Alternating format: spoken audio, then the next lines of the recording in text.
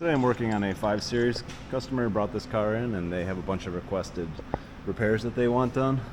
Mostly service items. They want the AC recharged and brake fluid flush performed and oil change and stuff like that.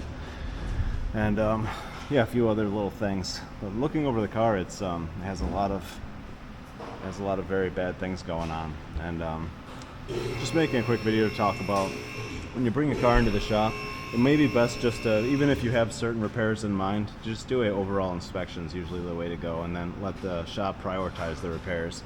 This one, for instance, if I just did what was on the list and I wrote this other stuff up and shipped it, I would have been doing a brake fluid flush on a car with a tie rod end like this that was, dangerous.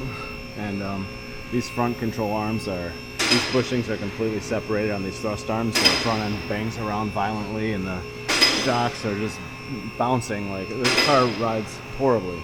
There's a lot of things that are potentially dangerous going on here, and yeah, so it's probably best to, because some shops, like what I'm going to do here is I'm going to not do any of the repairs that the customer requested until they have a whole overview of the vehicle and they see what my prioritized list is, so that way they can kind of come up with what they think would be the money best spent, and then we'll go from there. But a lot of shops will just do what you said, and then they'll write that afterwards, stick it up front and say it's done, and then you'll leave with a car that's potentially, and has other things going on that are much higher priority and are dangerous, that you may have not, that you didn't really know about until you already spent your $900 on repairs that you thought you needed yourself.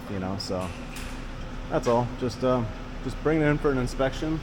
You can note the things that you're concerned with, and then let the shop prioritize the list of repairs. It's always the best technique. So thanks for watching.